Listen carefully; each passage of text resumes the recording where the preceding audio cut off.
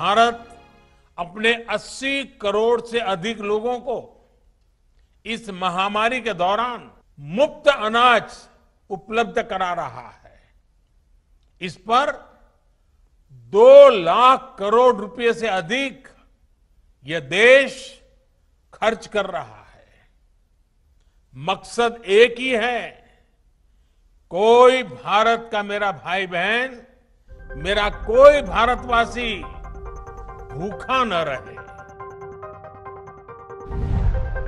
भारत सरकार का गरीब परिवारों को बड़ा तोहफा, 1 साल और मिलता रहेगा फ्री राशन।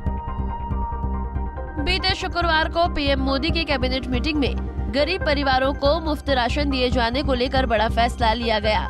बता दें कि एनएफएसए यानी कि नेशनल फूड सिक्योरिटी एक्ट के तहत बीपीएल कार्ड धारकों परिवारों को हर महीने प्रति व्यक्ति 4 किलोग्राम गेहूं और 1 किलोग्राम चावल मुफ्त दिया जाता है।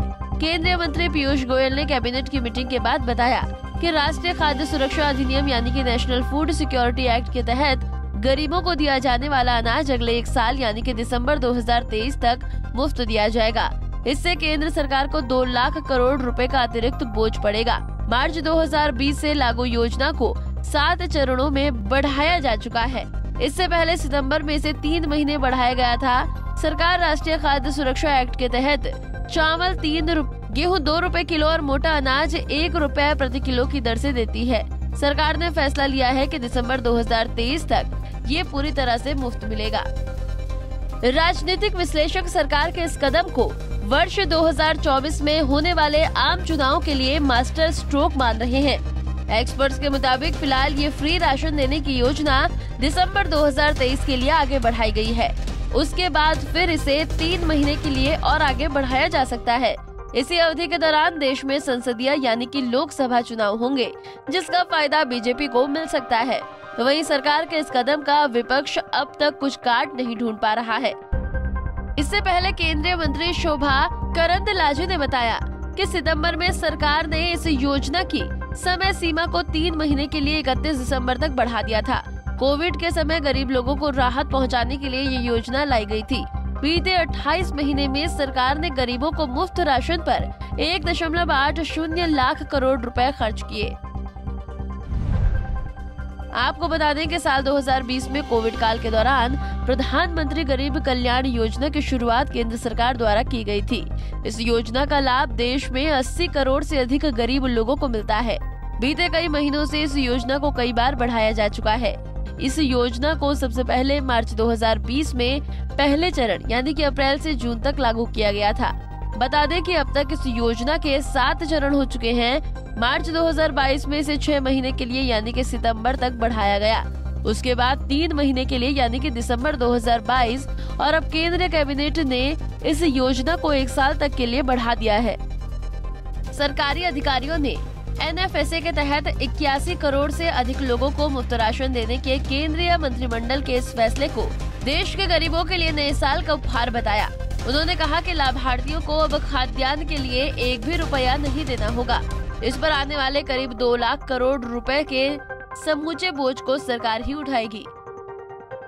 अब माननीय प्रधानमंत्री जी ने एक ऐतिहासिक फैसला ये लिया है कि नेशनल फूड सिक्योरिटी एक्ट के अंतर्गत जो गरीबों को अन्न सुरक्षा दी जाती है, खाद्य सुरक्षा दी जाती है,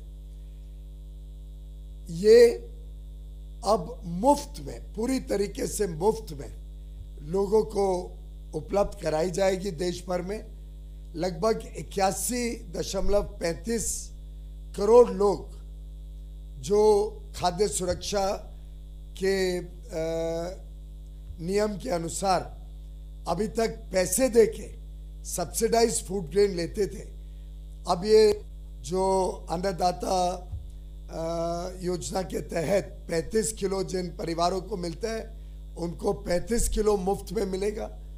बाकी लोगों को जो 5 किलो अनाज पहले सब्सिडाइज दरों पर मिलता था 1 साल के लिए, अब उनको मुफ्त में वो अनाज उपलब्ध कराया जाएगा।